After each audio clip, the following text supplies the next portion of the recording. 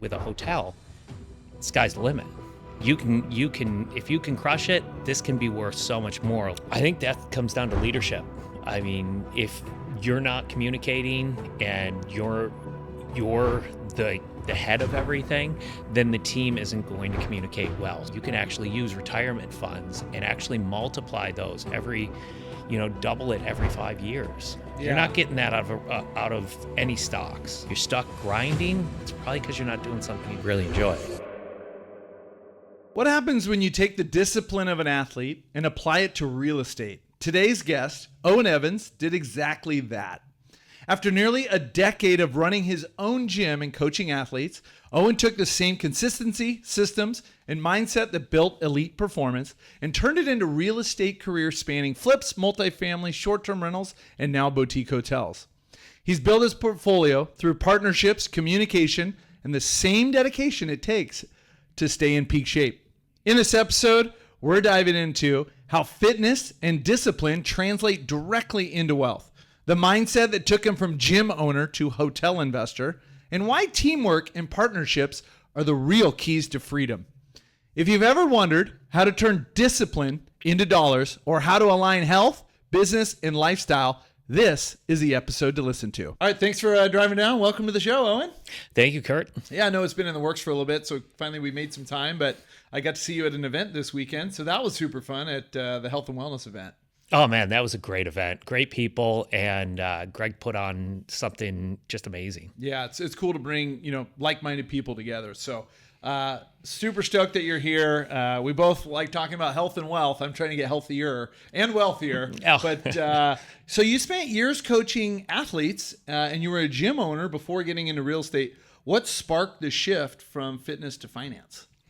The shift was sparked when I started looking at what I was doing was just dollars for hours, and it wasn't really building a future or retirement for me, and just needed that next step in wealth building.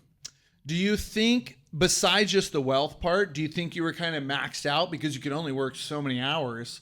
And when you're exchanging time for dollars, usually there's kind of a cap, unless you raise your fees, right?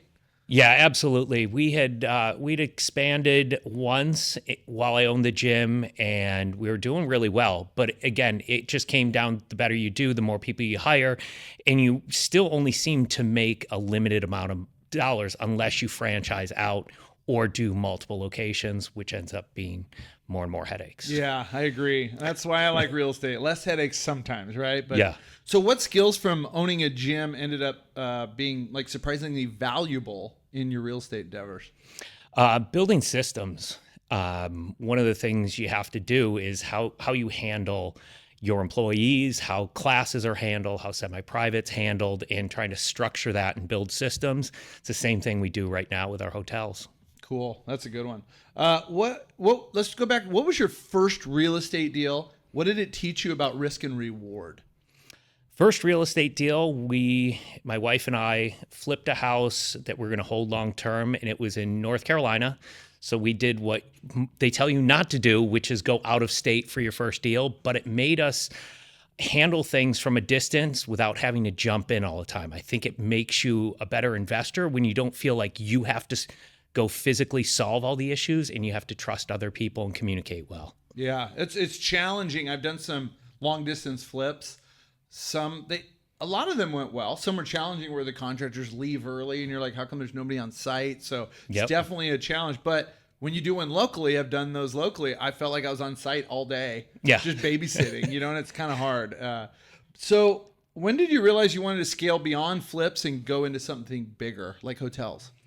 Once I decided that I was done with the gym, didn't really want to continue health coaching long term, I was like, my only other passion was real estate. I always liked architecture, historic things. I love looking at old buildings and things like that. So that's kind of what drew me to it, and tried to figure out what area was best for me before I actually gravitated right to hotels. So you had single family flips, right? You had some small multifamily. Yes. And then you were doing luxury STRs, I believe, and then transitioned into hotels. Yeah. So it's a good it's almost similar to my story and then I just added some mobile home parks in the middle of that, right? I didn't do too many STRs, but What was the draw? I mean, I understand the progress. It's a similar progress for myself, and a lot of other people do, right? What was the big draw from STRs to boutique hotels? Because it seems like it's a kind of a hot thing the last 2 years or so. With STRs, the numbers just weren't working out. There was too much competition and prices were going too high. Interest rates started going up, and the numbers, because I'm a big numbers guy, the numbers weren't working out. And so we started to look into redeveloping properties and do some larger commercial stuff, and a few kinks along the way, and that wasn't working. So when I looked at the model, we were trying to basically build boutique hotels. And I was like, why am I trying to build it? Let's just buy one and renovate and flip, something I've got experience with. Yeah. And you can accelerate growth just so much faster. I mean, I develop, but I also own a hotel, and we did a $3.5 million remodel on that. And it's, like you said, you could just put your money to work quicker. In development, it's multiple years before you see any bit of cash flow. So you're borrowing cash at a high interest rate most of the time. And it's just, all I see is these checks going out, no money coming in for several years.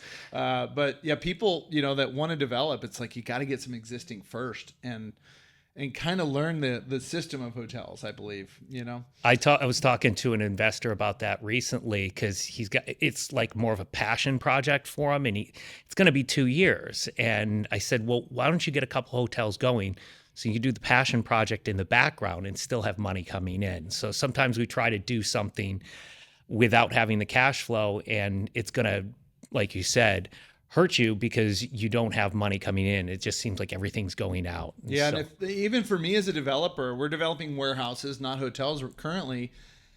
And I started talking with friends that are just buying up existing, and they're like, "Oh, we're just fully remodeling, putting new doors on and paint and all the just really simple stuff with warehouses." And I said, "All right, you know what?" So I went to a conference last week. I made a decision. I got to start acquiring some existing buildings, but I didn't like the older 30 to 40-year-old ones because the doors were real short. Mm-hmm. And in a warehouse, we really want a 14 to 16 foot high door so a box truck can be parked in there, do deliveries, because e-commerce is booming.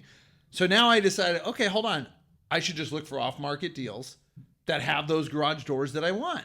That's it. So maybe the buy box is smaller, but so now I've already been reaching out to 3 brokers, and I've got emails coming in this week. And at least I can look at it like, hey, I want a value add, because I got to have some cash flow to be able to do the development. So in my opinion, we're going to try and balance the portfolio now, 50% development and 50% existing. Absolutely. That's smart. Yeah. And I think it sounds like what your guy needs to do that you talk to. We're both into health. Do you think being physically fit helps people make more money? I personally think it does. I think when you're healthier, you have a clearer head, you have more focus, you have better rest, you make better decisions. You're able to handle adversity a little bit better. So I always find people that are a little bit more fit to partner with on deals and stuff like that as well. Hope you're enjoying this week's episode of the podcast. If you're into real estate investing and want to consider partnering with Captain Capital, go to our website, captaincapital.com/invest. Fill out the simple form and let's book a call with the team. Now, back to the show. Yeah, I was always an athlete, had abs, meal prepped, until I had kids, I'll tell you, it changed. And it kind of changed for me for the worse, not because of having kids, but what I did was I realized I just was all in on work and all in on the kids. And that's not bad, but then I sacrificed surfing and fitness, and I became overweight. And I had one friend, literally, I won't forget, he goes, "Dude, you're looking fat." And I went, "Wow, you're a prick." And then I went, "Wait, he's real, because I am pretty fat." So it's been a little bit of a journey just dropping the pounds, but man, it feels good. Today I was lighter this morning, but it's wild how just not paying attention to it for just a little bit, eating like crap a little bit, skipping working out for a little bit. But I agree. I think now that I'm noticing people that are really successful, they're disciplined. I go to bed at 8:00. It's so nice to be dead asleep by 9. And I wake up when my body wants to wake up. And lately it's like in the 4 a.m.s, 4:40, 4 a.m. I could never do that. But 2 weeks ago, I had to sleep. My body was like, "No, dude, you need 10 hours of sleep." I was getting up at 7 a.m. I didn't really like that, but I had to do it. My body needed it. Yeah, you got to listen to the body. I'm definitely an early morning person, but I'm also early to bed. But when you need it, just listen to the body and you'll recover a lot faster. If you keep forcing things, you're going to go backwards and not have that recovery. So sleep is hugely important. So obviously, if you want up early, go to bed early. Yeah, and I agree with you that I think fitness and sleep is a big, important one for me. I'm not an oversleeper, but for years I slept 5 hours a night and just that's what I did. But now I'm really focused on 7 or 8. That's where I'm good at. Oh, yeah. And I focus on it. Like last night I'm falling asleep watching TV. I'm like, oh, TV off. Where I used to be like, oh, I got to finish the movie no matter what. Now it's like, nope, I need my 7 or 8 hours. But I think you just make better decisions more clearly, like you said. I drink a lot less. I hardly drink these days. And contemplating on quitting for good. I've got multiple friends that have done it. I'm just not fully there yet, but I'm real close. And there's no hangovers. There's nothing positive that comes out of drinking. So are you a drinker yourself or not at all? No, I stopped drinking 10 months ago. Okay. Definitely see a huge difference in quality of sleep, recovery, staying in better shape. I mean, I'm eating the same foods I used to eat before. The only thing that's really cut out is the drinking. So sleep is improved, body composition's all improved, and all that goes back to just pulling that alcohol out and allowing the body to heal properly. Yeah, it's wild coming. Like I was the life of the party. I liked having drinks. I like being social. For me, it slowed down with kids. It's like, no, my priority is the family and making money.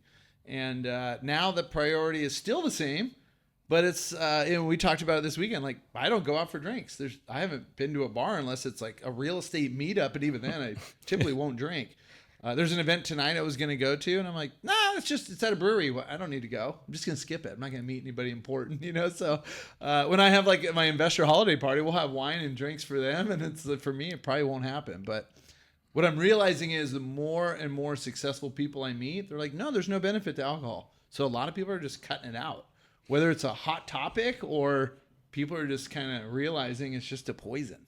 Yeah, I think you miss out on coming up with solutions because a lot of times, like when you get behind on things or something comes up, it's easy to go get a drink. And it's like, oh, that kind of, you think it goes away, but it really doesn't. So rather than problem solving and handling something, you hide behind the drink and then things don't happen. And then you start falling behind. Yeah. How has your daily health routine affected your focus and decision-making? Like, I know it seems like you have a daily routine of working out in the morning, just like myself. Yeah. So do you think is that highly important to you for putting your day, having a high impact day? Absolutely. One of the first things I do is take care of my body and take care of my mind. So I'm up early before anybody else is up in the house. I go out to the garage. Some days it's just light riding of a bike and other days it's lifting, but my ideas and everything come while I'm working out and always come first thing in the morning. So when it's quiet and no one's around, I'm coming up with things that are like 2 steps ahead of where I am right now of things I want to start thinking about, where during the day you get so far behind in handling the day-to-day that you don't have time to think about that. So that just gives me my time to do 2 different things, which is start planning ahead and taking care of my body so I can stay healthy. Do you find that when these ideas are coming to you when you're working out, do you find that you want to take a break and write the notes down or implement them? Because that's something that I have a problem with. So sometimes I'll be in the gym right after a set and I get on my phone, I make some notes or I text my assistant, and then all of a sudden I just lost 10 minutes and I'm like, oh shoot, I was in the middle of my workout. That's something I want to focus on. I didn't know if that's something that happens to you. I'm very bad about sticking to a schedule on lifting. So if something comes up, I just do it. If I rest for 3 minutes between a set or 5, to me, it really doesn't matter. I'm at home. There's no one around. So I'm not waiting on equipment and stuff like that. So if an idea comes up, make a note and then come back to it later. But yeah, I will definitely make notes so that I can think about it and get back to it and like kind of expand on it. Some successful people that I know, let's say billionaires, as I fly private jets, right? They've taught me, they gave me some advice. They said, what's the biggest thing that, I could take away that you implement every day and how you've been so successful? People that I've known for multiple years, right? And 2 things come up, and one I've implemented in my life, and I'm trying to even get better at it. One of them was they focus on the hardest things in the beginning of the day, meaning 9 a.m., like most of them get up and work out as well, but 8 or 9 a.m. till lunchtime It's all the hard stuff. There are no admin tasks, nothing. Everything is like major decision making. Is that something that you would do? Absolutely. I think there's a mental fatigue that happens throughout the day, and putting those tasks that maybe challenge you a little bit more, or for me is more creative, that has to happen early, because in the afternoon, you're a little bit more burned out. You can handle the easier, more mundane tasks then and focus on, the creative and definitely the problem solving stuff early. Yeah, it's something I try and implement, but I find myself, like you were discussing before, at 9:00, phone starts ringing, and a lot of it's for just not like kind of nonsense, simple stuff. So as much as I can push off to after lunch, but I'm trying to get better. For me, it's something I'm really focused on is like running a little bit more like a calendar, or strict calendar, and turning the phone off almost, and being like, hey, I need to tackle these couple things. And, I feel like we can always improve, but some interesting. The second part of that they usually come back with is kind of be careful who you partner with, choose your partners wisely, and hire the right employees that will take you to where you want to go. So, I mean, these are billionaires that obviously have had tons of success, multiple businesses, but those are their top two pieces of advice to being successful. How have you picked your partners? So I've had some bad partnerships in the past, and I think you learn from the bad more than the good. And those mistakes led to a lot of money that was lost along the ways with both gym and some real estate deals. And when I got my most recent hotel, first thing I did was look for somebody that had success in the business. And that's where I found my business partner, Sujay Mehta.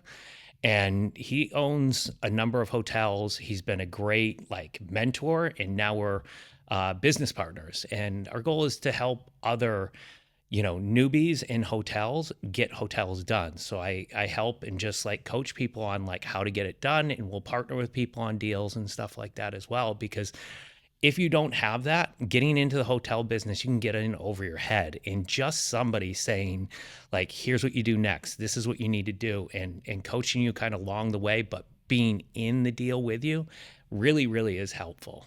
Yeah. I mean, myself, I've chosen some bad partners, and a lot of times through those partnerships, it didn't start bad, and it's me being new to an asset class. This guy already owns some mobile home parks, and that partnership is, did not work out well at all for me. We still made money, but I was I want out of this deal. We left a lot of profits on the table because I felt like he wasn't willing to work, and it was kind of just beating a dead horse. And I said, let's just sell it then. Let's be done. Yeah. Because I want out of this partnership. But for me now, it's I'm very picky with my partners, but it's lessons learned. And a lot of times for me, it was people that were just good talkers, and then they weren't doers. And I'm a doer. Yeah. I'm a talker too, but I'm no, hold on. This is my first one.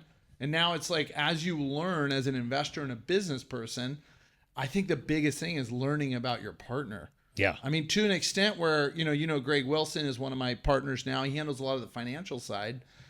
I probably met Greg 3 or 4 years ago, something like that. Anyways, but it took, a year to 2 years to, he said, hey, he was investing in the hotels with us, and he's I want to be more involved. And I said, all right, well, what could you bring to the table? It doesn't work if both of us are bringing the same thing to the table. I would love to push off the taxes and the financial, even though I'm a numbers guy like you. Yeah. I'm working on the deal and then raising capital for investors. And that's what I'm good with, people and numbers. So it's great that we kind of split our duties up, but partners can either make or break a deal.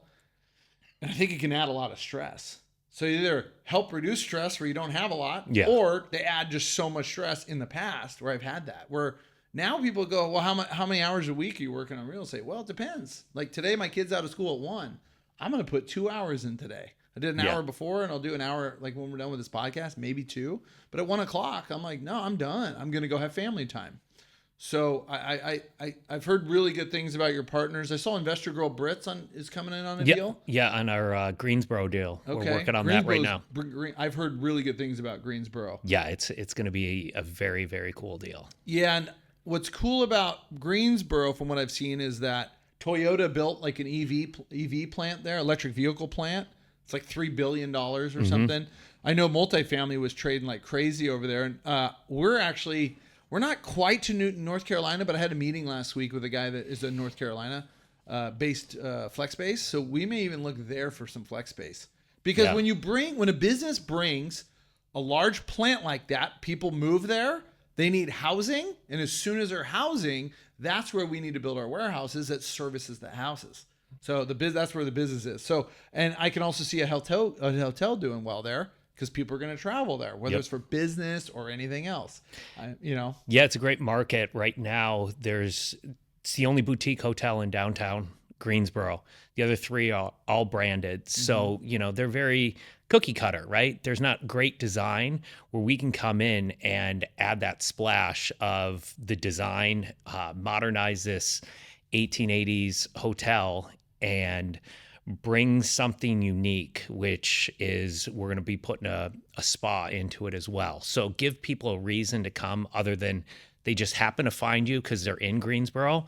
They actually seek you out because they're looking for that relaxation and that time away and the time to kind of regenerate and everything. Yeah. So instead of the business person that maybe is coming into town to meet with one of the large businesses or whatever, instead of them just going to the Fairfield Inn and having the normal just room, I would think you're going to attract a lot of business people that go, "Ooh, hey, you got saunas and I can really relax and have a better stay than just a bed." Absolutely. And you can get females that love to come out with their girlfriends and get that spa-like treatment and something a little bit nicer.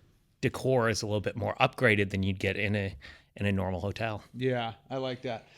So how do you underwrite or evaluate a hotel differently than you were in, say, small multifamily or single family?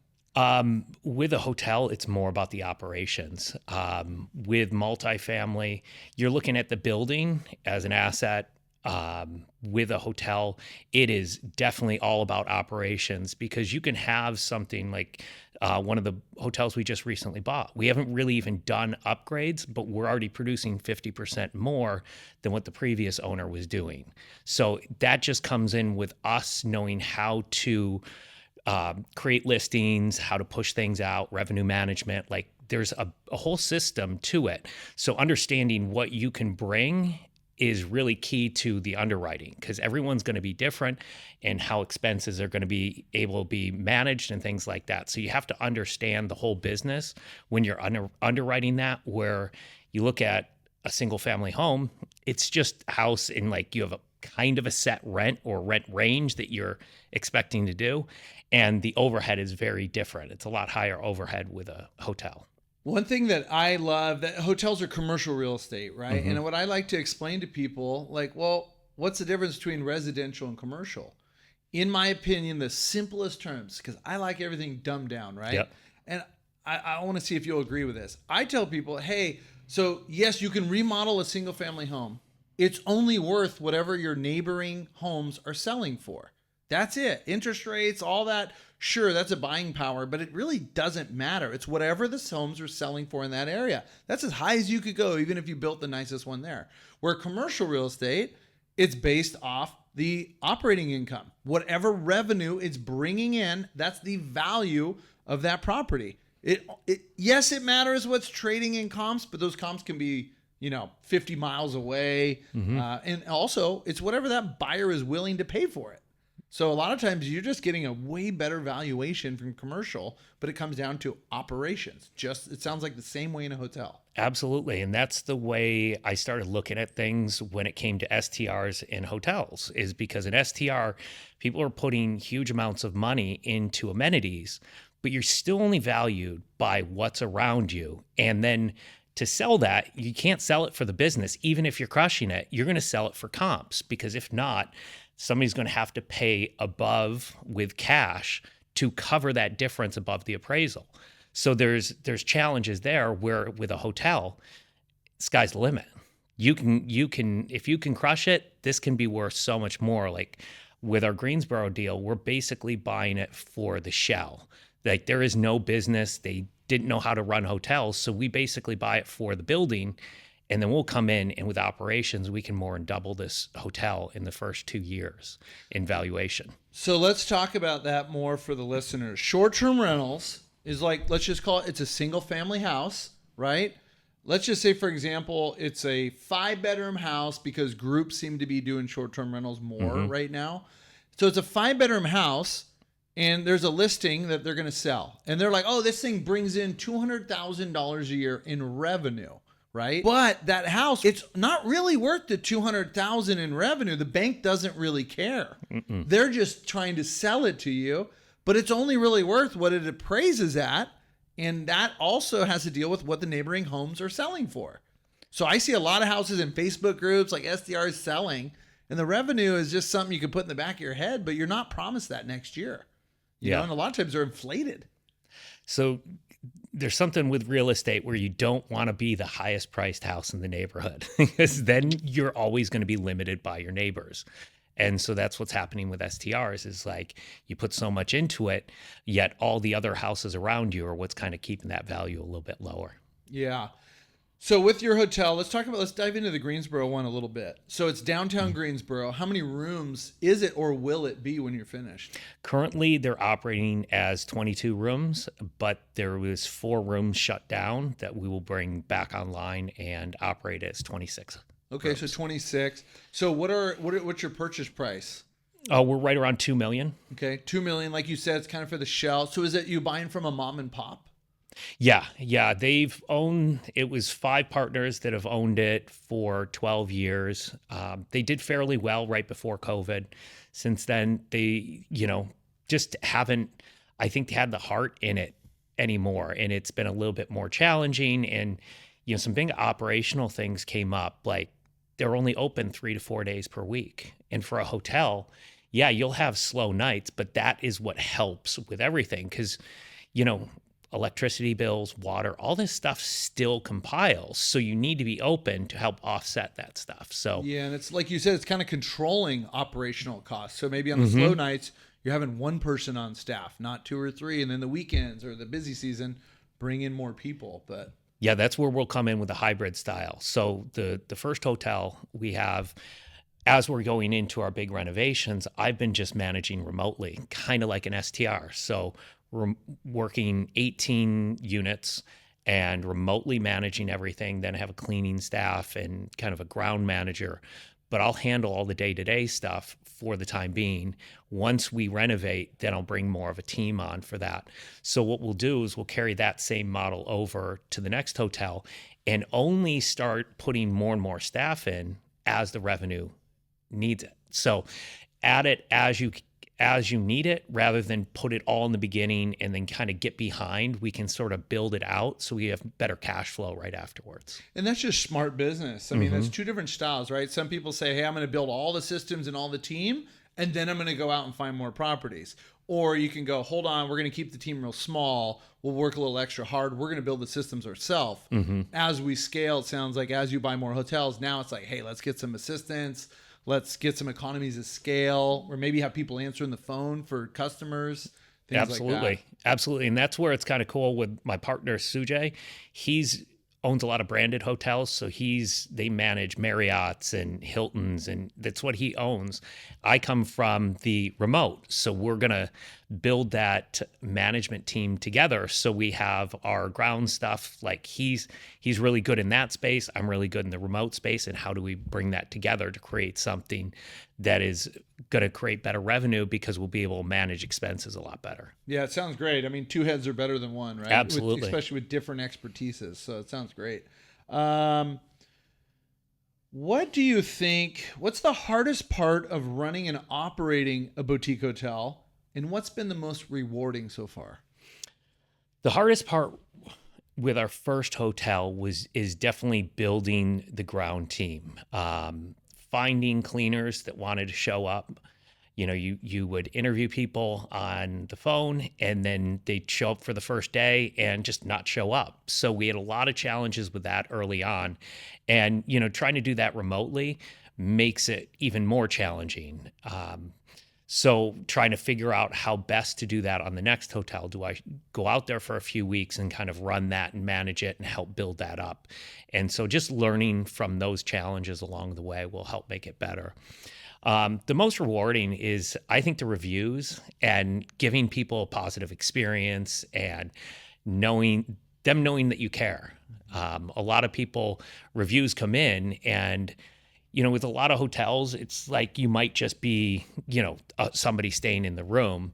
I came from STRs. So with STRs, you're trying to make people feel heard and comfortable and happy and, solve problems and anything that comes up right away. And, I feel really rewarded when I can solve an issue for somebody immediately, and then they can acknowledge that in a review that like we're able to handle things, because nothing's ever going to be perfect. And as long as you can solve it and come up with the proper way to handle it, it feels really good. And I think reviews are so important to a hotel. That's even for me as a guest. I stay in a lot of hotels, go on a lot of vacations. If I haven't been to the hotel, I look at the reviews, right? And I want to say, is it clean? How's the gym? Like if there's not a good photos, but the reviews are so key in a hotel. And in our hotel in Tennessee, the reviews were like mediocre, like 3 out of 5 stars. It was mom and pop ran. It was underserviced. They just didn't know exactly what they were doing. Didn't have enough cleaners. Some of the beds were dirty. Yeah. I would hate that as a guest. If you go in and there's a dirty bed, I don't care if it's a Marriott or what. Like I'm probably going to complain now because I'm just spending so much money in hotels. But I think there's something rewarding, like you're saying, and just a feel good about our hotels getting so many 5 stars after our remodel. Even during, it was like, wow, they're a lot more customer service friendly than they were last year. Or, hey, the breakfast is better. Yeah, cool. We put a lot of attention into that. But it is very rewarding where we focused on a better gym. We have Pelotons in our gym in Tennessee, and the little things make a difference. Yeah, and we get a lot of people calling me in the middle of the night like, hey, we're in this short-term rental. It's awful. What do you have? Can you get us in? Can you help us? People saying, hey, we didn't have heat, or hey, this room is disgusting, and reaching out to us and then thanking us for having a place that's as nice as it is, even though we haven't gone through our renovations. I'm like, oh, just come back. This is going to be a lot nicer, but we have put a product out there that was really, really nice compared to what the market is, even before we've done all these renovations and upgrades. And that's how you're getting a better average daily rate, which is really a key indicator in hotels. Oh yeah. They were about $50-$60 a night. This month we're hitting about 180 for ADR. Wow. That's triple. It's a big month, sure. But yeah, it's just taken some time for me to learn the market from like when we purchased in June to like, okay, how high can we go with the market? And you keep pushing it. And this is a really good month out there, and people come in, see the leaves, and they're paying higher dollar. They're not complaining. They're thanking us. They're enjoying it. Where when I had it lower priced, I got more complaints and they said we were overpriced. And so it's amazing what charging a little bit more does. And coming from like more luxury STR space, it's like, all right, go back and charge a little bit more. People they'll be fine with it. And I believe there's something to be said. It's something it took me a while in business to learn is just kind of there's that fine line between getting that higher price per night, still offering a good service, but maybe the goal is not to sell out every room every night, because then you're leaving money on the table. So there's something about, do you have an occupancy target that you really like? For this market, the market occupancy is about 52%. That's about what we're hitting right now. Weekends, we don't have a room available. So I think I keep bumping it up a little bit, but during the week, I do a lot of day-to-day revenue management and play around with like dropping prices last minute to get some more bookings and stuff like that. So playing around with trying to increase occupancy a little bit more so we can kind of beat the market a little bit, especially during the week is when most people see the biggest difference in occupancy, because weekends, you're going to be sold out a lot of times in most hotels. It's what do you do during the week to capture those guests? And sometimes it just does have to drop a little bit. I'm assuming that you're capturing everybody's email that comes and stays. What kind of marketing are you doing after their stay? Are you sending an email thanking them? Like, it's under new ownership. We're getting excited for a remodel. We hope you come back. Are you incentivizing, throwing a discount, referral code? What kind of things are you guys doing for after stay marketing? Yeah, we're starting to work on that right now, and we really want to boost it up based on our renovations. So we're going to get pictures done. of what we're doing and plans, and then try to pre-sell some what it's going to be afterwards for next year, and really pushing that and using the current CRM that we have that's starting to collect all those emails and everything. So yeah, that is the big push. Early on, it's a tough push because, you don't really have a list. So it takes a few months to start building that list up. But now that we have that, now we have renovations going in, now we can be like, hey, our product's a lot better. You should come check us out. And here, we'll give you a discount code and everything, and really work that email marketing as well. Yeah, that's what we did with our hotel. I'm not fully involved in that part. I'm more in the finance and long play on the hotel. But, my partner, Blake Daly, is really good at that. But I have a marketing background. So for me, it's like, well, how do you incentivize people? And there were multiple people that just loved the hotel, even at a 3-star hotel. Mm-hmm. And so we really hit that hard on the email marketing. Like, hey, we're building a fireplace, and we redid all 3 pools. We did a big pavilion, a bar at the pool now that's staffed on the weekends. And we did some surveys like, hey, what would people want here? We added 2 pickleball courts. Like, oh, wow. Yeah. It's small amenities, even though it costs a fair amount of money, but our daily rate's going to go up double. And we're I think the last couple months we've been beating projections by $50,000 a month, and the projections were conservative or whatnot. But it's like, look, if we hit our numbers, we're doing really well. Yeah.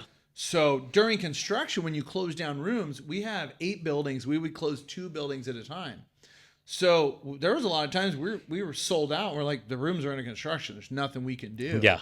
But the great part was kind of what you said. Our average daily rate was what we project. We were getting our projected rate after the remodel. And we weren't even remodeled yet. We're like, wow, we're really onto something here. But our market is the same. And the weekdays are tough. Come Thursday through Sunday, it's real good. And what we found was a lot of people would book like day of. Mm-hmm. So it's kind of like you said, playing with the revenue number. We had to hire a director of revenue. His whole main focus is watch the market every day. And we found like you got to we would sell out. Now that we're fully remodeled, we'd sell out, but we don't want to sell out on Tuesday for the weekend. We want to just increase those prices to hit like 75% occupancy, maybe 80, because we have a lot of rooms, and then just kind of raise the prices as they book up so that you kind of want to have open rooms on Friday night. Yeah. And that's one of the things I play around with. It's more drop during the week. And then on the week for weekends, I just keep increasing, and even day of keep increasing. And the later in the day, like, people are still booking. Mm-hmm. And so you can capture those higher ADRs by just being a little bit aggressive and still selling out every weekend. So I haven't hit that upper limit yet. What kind of software are you using? I think there's something called Cloud Beds. I know there's a few, but what kind of software are you using to help with that data research? We use a product called Muse, and Muse has a revenue management called Atomize, and that's more AI driven. So it has comps for what we have for similar properties in the area, pulls numbers off that, and helps guide us in making some decisions.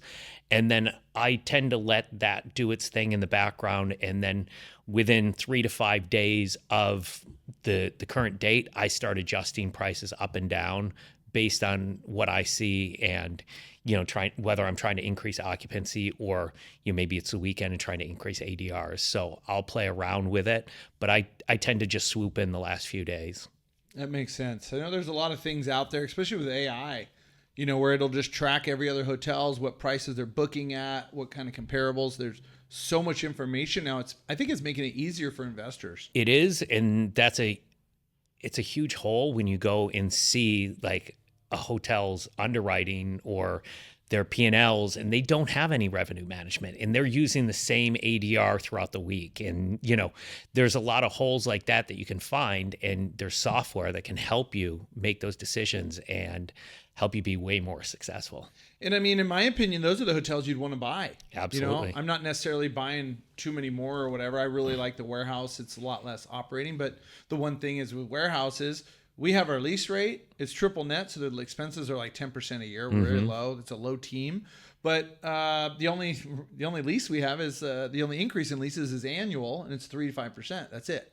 I love the idea of hotels. If you can go buy it from a mom and pop that just didn't use the AI, didn't use the data, most of them are older. Yeah. And from what I'm hearing out there is a lot of the kids, they don't want to take over the family business. No. No matter what the business is, but in hotels specifically, you can go buy a hotel ran by a mom and pop. That's why we like boutique hotels, right? A non-Marriott, a non-Hyatt, non-Hilton hotel. You can go in there and just implement tech right away in systems and really make a lot of money and turn that hotel around quickly. Yet I think a lot of the kids don't want to take on a job, and that's what the parents did. Is a lot of like the mom and pops, they tried to do everything. So then it just became too many hours. They really weren't, they were profitable enough, but it just seemed like hard work. And so a lot of the kids don't want that, where if they instituted some technology and brought people in and built some systems, they would be just as profitable and less stressed and less time put into being in the business, and they could work on the business and maybe have 2 of them or 3 of them. Yeah, like you said earlier, it comes down to systems, and Absolutely. so unless someone's either learning systems or partners with someone that's really good at systems, I think that's like one of the biggest key takeaways from what I've learned. If I'm not the systems person, I'm more the visionary. I need someone to implement some systems. Yeah. I can come up with the ideas, but I'm like, not that big of a tech guy. I'm getting better, but I need someone to implement my ideas, and then we can go running. So I've heard you say you're only as strong as your weakest link. How do you build teams that actually communicate and perform? I think that comes down to leadership.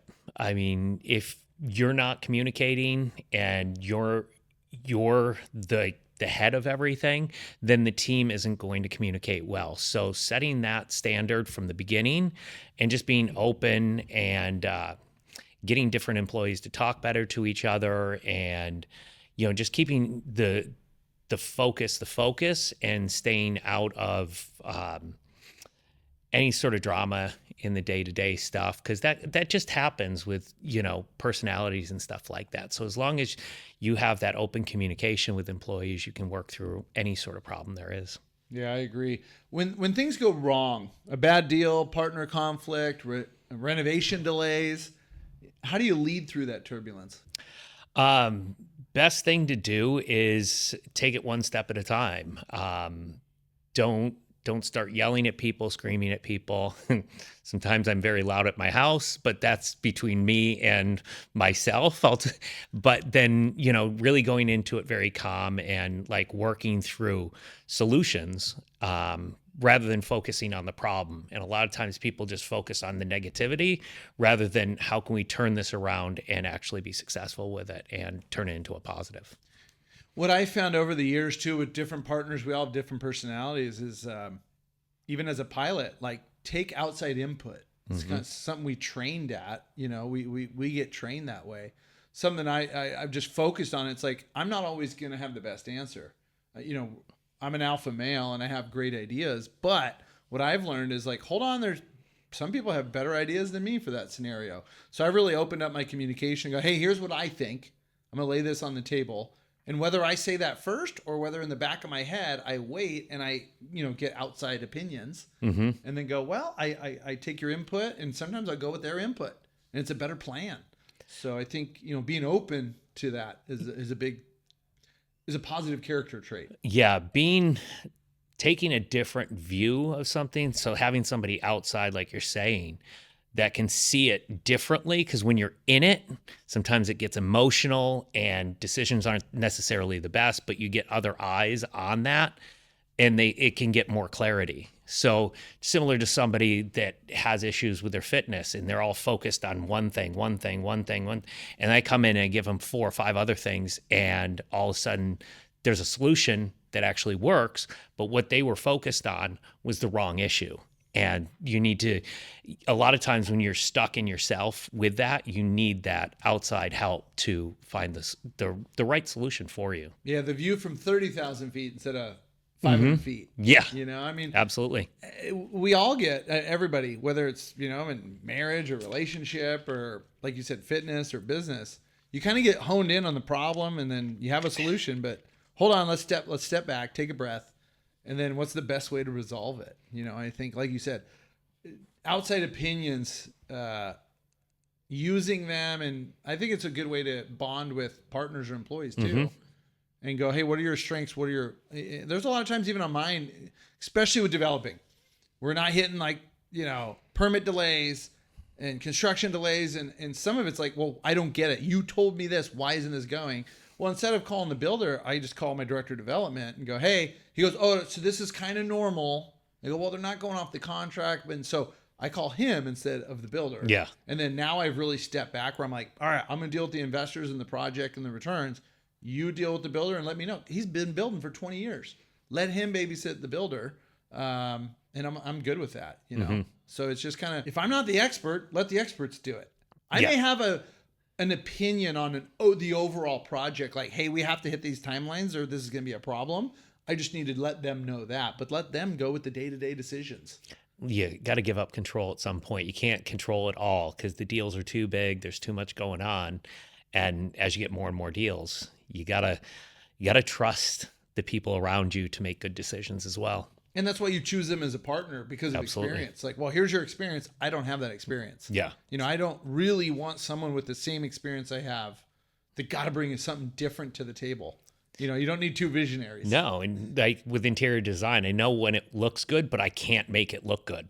Like I can't look at a blank canvas and be like, this is what it needs to be. But when it's done, I can go, yeah, that looks good. That's not my genius. Yeah. But I can come up with an idea or like style that I like, but that's about it. It's funny. I learned that. So when my partner and I were doing a bunch of flips, he was a construction manager. He knew all that, all the permits. Like I would kind of go, ooh, the design and the flow is great. Well, I actually designed all the paint colors, the palettes. I was good at that. But when I started designing my personal house, I had a couple small awkward spaces where I'm like, well, this is what I think. So for the first time, I decided, I wonder how much an interior designer is, not for the whole house, just for this like master bathroom. And I ended up hiring a friend, and it like was totally affordable. And she came up with two designs. She goes, you could do these two layouts. They were opposite of what I thought. And guess what? We went with hers. And she goes, well, what do you want? I'm like, hey, I want black floor tile throughout. I want a curbless shower. I want white shower tile. We want these palettes. What she designed was so worth the money. Yeah. Like you said, with a hotel, it's a bigger project, but there's no way I'm just not going to design something. I designed my office. It's black. I like it. It's dark. It's good for cameras. I brought in lighting help from a videographer. I'm like, can you come and help me set up my lighting for doing YouTube videos and stuff? It's just worth it. So the older I get, the more I go, I'm willing to spend money to pay professionals. Yep. Just to give me the best product they can get. It's pretty fun. So let's jump into a little personal stuff before we wrap it up. How do you design your life so that you can travel, stay active, and work on the hotel business, which is very busy? I think I stated this earlier, is really focus on myself first thing. If I keep my health right, my mind right, everything else can stay in alignment. As soon as I get off of that and I'm not really focused on trying to stay healthy, I feel like everything else starts to fall out of alignment. So that's part of my structure, is get up early. Even when I travel to the East Coast, I'll be in bed 8 o'clock East Coast time, which is really early because we're on the West Coast. But what it does is it gets me up early and gets me on that same schedule, because if not, you get behind and it's like, oh, I missed this. And then I start almost feeling guilty about missing it, because I've been working out since I was probably 13, 14. And, it's one of those things I like, and I get energized from it. And it gives me, like I said, creativity. Yeah. I have a hard time with time zones. I travel a lot for the business and conferences. It's one of my things that I haven't figured it out yet. And it sounds funny, but if I go to the East Coast, I went to the East Coast last week, I don't think I got in bed till 1. Not because I didn't get in bed. I just couldn't sleep. And then the alarm went off at like 6 to go work out. And I'm like, oh, 5, it didn't work. So I just, let's skip the workout because the conference is important. And then I was traveling after the conference. But when I got home, I was so tired, it screwed me up. It felt like for 2 days, it screwed me up. I think I got home at 1 a.m, but I got up at 6 a.m., went to the gym or whatever it was. But it's pretty hard. I can do it at home, no problem. I'm in bed at 8. Yeah. Like before 8 nowadays. I love summer when the days are long, but right now, like it's dark at 6:30. I'm like, is it bedtime? And then it's like, okay, hold on, we'll play with the kids for an hour. But 7:30 is like pajamas on, in bed, And Yeah. then, I put my kid to bed at 8 and it's like whatever I'm doing, whether it's lights out or, scrolling the phone for a little bit or one show. Yeah. But East Coast is pretty rough for me, right? Like lately. So I have a trick I use for that, and there's a product called phosphatidylserine, and it helps break down cortisol. So when you travel, a lot of times we build up stress in the body, and then our body has to metabolize that so we can fall asleep properly. If you take this product every 3 hours for the entire time you travel until nighttime, it'll help break down that cortisol as you go throughout the day, so you're able to get into rest a lot quicker. So I use that anytime I travel the East Coast or anywhere. And honestly, I'm just right on that time zone immediately. Wow, I'm gonna have to try that because I've been in pilot for 15 years now, doing red eyes and all this stuff. I have a couple tricks for going to Europe, and you land at noon. It's like, do not take a nap. You have to stay up and go to bed at 7 or 8 o'clock, and then all of a sudden I'll get on the time zone. But I struggle Europe travel but so I'm gonna have to try that out. It works really well. When business gets stressful, what do you do to reset? What do you do to reset mentally and physically? If it's just an immediate stress, a lot of times I get out of the house because I work from home. I just take the dogs, get out for a walk, and get some fresh air and just getting away from it for a little bit. Sometimes I have to go and do a little workout. I have a garage gym, so I can get out there and kind of work through some of that. But I find for me, doing something physical helps deal with the stress that comes up. What are some of the non-negotiables, like habits that you refuse to skip when life gets really busy? Going to bed early, waking up early, fitness, my regular meals. I'm annoying when when my wife travels with me, because every 2 hours to 3 hours, I'm like, are we eating yet? Is it time to eat? Like, I'm just very routine in most everything I do throughout the day, but that's the structure I like. I'm just a very routine person. So the more I can stay on that, the better. Yeah, I think that's a superpower in my opinion. I used to be that way, and guess what? I was way more fit. I like the structure better, and I'm kind of getting back there now. But it's something like I'm very focused on. Me and my girlfriend, we eat very differently. So I'm like, and I'm trying to put her like kind of managing the house and the kids. And it's kind of what we're doing. Let me make the money and focus on business. I'll be there as soon as the kids are out of school. Like then it's family time and I'll take over and support. But it's like, well, what do you want for dinner? What time? I go, okay, let's just rule this question out. Like it's fine once in a while. I'll let you know if I'm like, hey, I want this. I go, I want a protein. I want a vegetable. And like a light starch, rice or a little tiny side of pasta, whatever it is. So I'm like, just don't ask. Like that's what I want for like lunch and dinner. Breakfast, I kind of been skipping or doing eggs and whatever. But getting back to that routine, I think is huge. And I'm like you, I'm an eater. But for me, I'm trying to lose weight. I've lost like 25 pounds. I've got like 10 more to go. Today I was pretty light. I felt good. For me, it's like I got to do the calorie thing, do a little fasting just to get to where I want and then maintain. But I'm like you, I got to be better at like when we go on vacation. I just tend to like eat with her, And I'm like, nope, hold on. Just do the chicken and rice. I love teriyaki chicken. Yeah. If we go to Hawaii, they got lots of that in poke bowls. Just eat that every 3 hours. Exactly. So yeah, it's quite fun. But I want to get a little bit better into the routine. But a couple last questions and we'll wrap it up. What does freedom mean to you now compared to when you got started, even as a gym owner, let's say? Freedom now is more about having time and being able to do the things I want to do. I think when I owned a gym, I put all that stuff on the back burner. Like I didn't golf. I wasn't doing a lot of the things that I enjoyed doing, like traveling a lot. Now that's what I want to focus on. Experiences like golfing, getting out with friends, things like that. And, I think that's where freedom comes from. We need some finances to be able to support that freedom. So it's not all about like not working and doing all those things. It's just being able to have the means to be able to go and do things and experience different things. Yeah, I recently golfed. It's probably been a couple months now, but I hadn't golfed in 4.5 years. I was never a big golfer, but at times I was playing like once a week. It was never like really good because I'm like a perfectionist a little bit, but I backed off a lot. And I was an athlete. I'm competitive. And so now I actually went and golfed with a buddy a couple months ago. And we went and played 9 holes. I go, I don't have 3 or 4 hours. Yeah. He goes, let's just play 9. I go, no one's ever told me that before. So we played 9 holes, hour and 27 minutes, not rushed. I was so relaxed because I kind of hit a burnout. I was so relaxed. I played like my best 9 holes of golf maybe ever. And I was like, wow, that was like really fun. Yeah. And so he texted me the other day like, hey, let's play once a quarter. It's fourth quarter. You want to play? I'm like, yeah, let's do it like early November. So I'd love to go play with you if you want. Absolutely. Just 9 holes I think is going to be my new thing. It doesn't feel at 9 holes, like I just get up in the morning, go work out and go play golf. And then, I like the cold, crisp air, but I don't feel like I'm missing a full day if you're just going for an hour and a half. It's like, cool, I'll just not work for an hour and a half, No, and it's a lot easier to get out there and walk the course too. 18 holes, a lot of the courses around us have a lot of hills. It gets tiring, and that's fine. But I like to get out there and walk, so 9 holes is perfect. Yeah. It's really good exercise as well.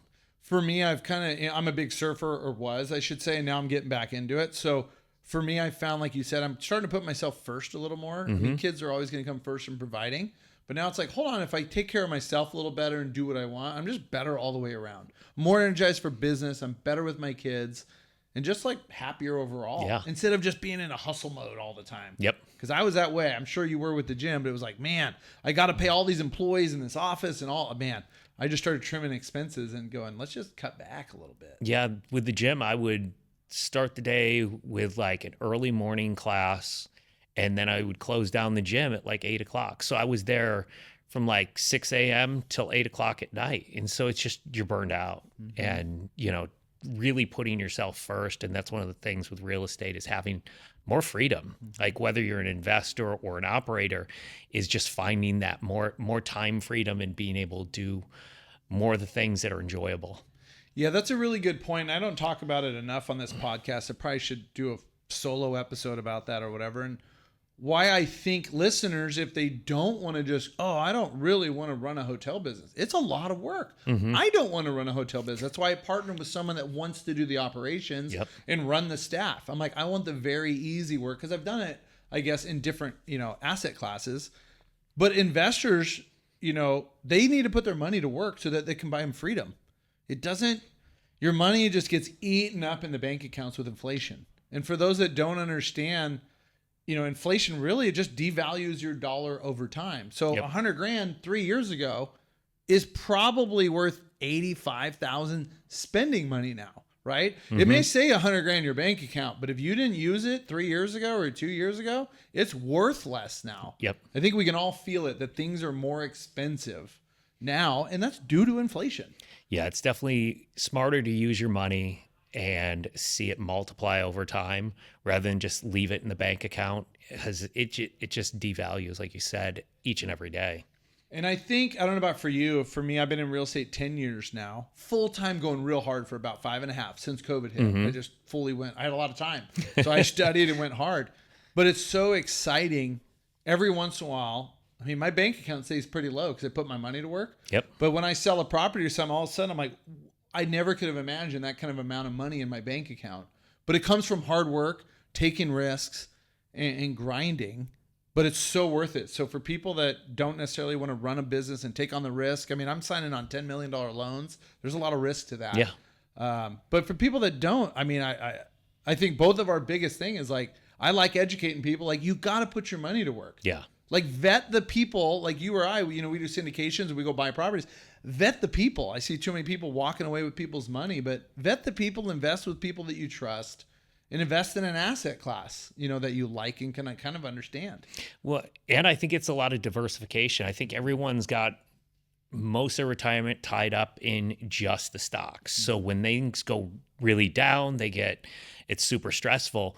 But diversifying, and there's ways to use your retirement to invest in deals that aren't your own deals through self-directed IRAs. And I try to coach people on that sort of stuff and actually send them to the people that know more, but I know enough to be dangerous and help people out. And it's just like, you don't have to use capital that's in your bank account. You can actually use retirement funds and actually multiply those double it every 5 years. Yeah. You're not getting that out of any stocks. And what I like to tell people too is, if you do, I love self-directed IRAs. I use my old airline IRA into my hotel, right? I rolled it all in there. The other benefit of it, it's tax-free. So it's still my 401k. I can't touch the money. It goes to a mediator, basically a self-directed company. They check all the paperwork and they keep it legal. So I don't see any dollar, but as soon as our hotel does a cash out refi, that money goes back into my IRA and I'm going to deploy it in another deal, but I still own part of the deal and still get cash flow. So I think it's the biggest hack out there. Yeah, and I think that's when it comes to the deals that we're talking about, like the hotels and stuff, people think like we're going to do a 7 to 10 year hold period. They're like, well, I don't want my money gone that long. They don't understand like with value add projects, in 2 to 3 years, we're getting almost all that capital back out. So actually, after that capital comes out, you almost have an infinite return afterwards. And it's like all this cash flow that still comes in and you can deploy it in the next deal. So there's these opportunities where you can take your money from either a bank account or retirement and start multiplying it. If you look at some of the wealthiest people in the world, it's real estate. It's what they've been doing. They've been doing it for so long that just take a page from their playbook and learn how to do that. And you can do it passively through projects like ours. Yeah, it just takes some discipline too for the people that maybe don't have a 401k. My brother doesn't have one through his work. And I'm like, what? He's like, yeah, it's just how it is through the government, this and that or whatever. And I'm like, well, you got to start being more disciplined and save money. And that's what I'm doing personally. I'm trimming the fat. I mean, I'm not going crazy frugal, but I'm like, I have an extra vehicle. I'm selling it. Like I sold the family boat. I'm like, we're never using it. We'll just rent one like 5 times a year. And it's people that are smarter than me. I take some advice from them. And as you start investing money and seeing returns, I think you get more excited. I get more excited when I sell a car and I invest that money and I go and double it in 4 years or whatever it is. Then I'm like, holy crap, now I have that. Now let's double it again. So yes, real estate takes a little while, but you have to start somewhere.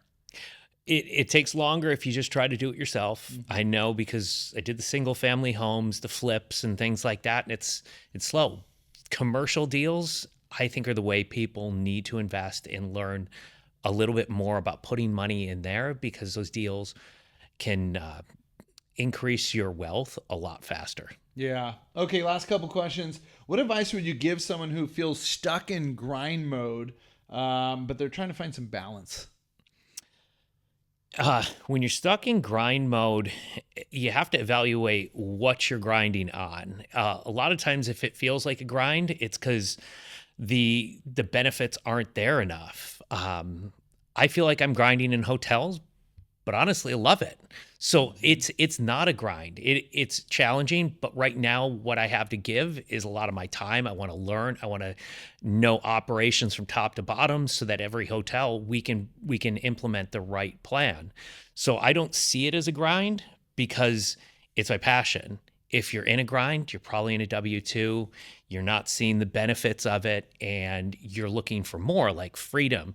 But sometimes you don't have that because the money's not there. So looking at how you can change your situation, you don't have to leave your W-2, but how can you make more money, maybe investing and things like that. So if you're stuck grinding, it's probably because you're not doing something you really enjoy. It's great advice. And it's something that I'm so glad I chased. I went from being a financial advisor to a pilot because I was in the grind. It's not that I didn't enjoy it. I didn't enjoy having a boss and working a W-2. Even though I switched over to flying, which is partially a W-2, it gave me a ton of free time to grind. Yeah. And so, like you said, I really focus on balance and family and health. So I don't feel like I'm grinding. I'm actually feel like I'm not working enough because I am not working enough. That's what a team provides. Yeah. I'm waiting on brokers to send me deals, I'm in the business, but it's like I can because the freedom, the money, I'm not feeling like I need to make more where I had that before. Yeah. I need another deal. And that's kind of how flips are. You're making 50 grand, 100 grand a flip. You're like, if I can do 5 or 10 of these a year, I'll make $1 million. But then you're like, oh my God, it's 20-hour days. My phone never stops ringing. I'll never see my kids. That's what drew me out of flipping. Yeah. Where now I'm like literally I'm going to work 2.5 hours today. Yeah. Part of me is like, well, hold on, I could work more, or I could take my kid to the pumpkin patch and have a blast. Yeah. And just have a good dinner and have an easy day. And then wake up tomorrow and go do it again. So what's one book that had the biggest impact that you could recommend to listeners? I think I'm trying to remember the name of the book. I think it was Dan Martell. Buy Back Your Time? Yes. It's such a good book. Such a good book. And that was one of the early things I read. And a friend of ours, Cassidy Warren, suggested that and loved it, because a lot of what we do as entrepreneurs is we're trying to buy back our own time. And he goes into some great tips along the way. So love that book. And anybody that's trying to be an entrepreneur or find more time, definitely check it out. Yeah, that book is life-changing if you implement. Yes. I started implementing, and you know what I think about that book? I think you almost got to read or listen to it maybe twice a year. Mm-hmm. There's a couple books where I'm like, I want to read it every year just to kind of reiterate what I'm doing. That book, I probably need to read it again now because I've restructured some things. And actually, one of the things that he preaches, I don't know if it was in the book or not, but he preaches on YouTube and stuff, is hiring a house manager. Mm-hmm. I pitched it to my girlfriend a couple months ago, and she was like, "No, I don't want someone in her house, and this and that." Well, I could just tell, I'm like, this would take so much stuff off both of our plates. Yeah. Probably more hers. And I just don't want her stressing about stocking and when to clean the bed sheets. So Dan Martell has a playbook for his house manager, and it says every Friday you wash and clean all the bed sheets and this and that. That's somebody that I'm probably going to hire 2 days a week. Nothing crazy, just to help me monitor the house. I've got all these contracts. We're doing house projects all the time. I don't want to go meet the landscape team at 8 a.m. Let me focus on real estate, making money, and kind of tune in the house manager. So that idea came from Dan Martell. Yeah. And I think entrepreneurs a lot of times think they need to do everything. Mm-hmm. And it's a great book to learn. If somebody can do 80% of what you can do, give them the task, and then you focus on the higher level stuff, because that's what's going to grow your business over staying in your business. Again, the mom and pop motel owners, they were in their business, not working on their business. And that kept them working too hard, not making enough, where when the same motel, somebody else can come in and blow it up because they're working on it, not in it. Yeah. It's such great advice. How do you want to be remembered? I think is, somebody that's just willing to help others. I think that was always what I did with health and fitness. I still do a little bit of health coaching just because I have people get referred to me and I have a hard time saying no, trying to help people out. And then helping new people right now that are trying to get into the hotel game. I help them underwrite and work through deals, and sometimes have that conversation don't waste your time on this. It's not a deal. Move on. Sort of just what can I do to help somebody? And right now, giving some people time is the biggest thing I can do from a helping standpoint. Yeah, I think it feeds the soul too. Yeah, I love giving back. And educating, but also giving to charity and giving back. Yep. But it's also one of those things where it's you just got to be careful with your time. Mm-hmm. So give the right people that deserve your time. But I'm the same way. I love giving. So thanks for sharing all your insights and spending an hour with us. I hope the listeners got a lot out of the show today. I've loved getting to know you, Owen, and look forward to playing golf and more adventures. Absolutely, Curt. Thank you.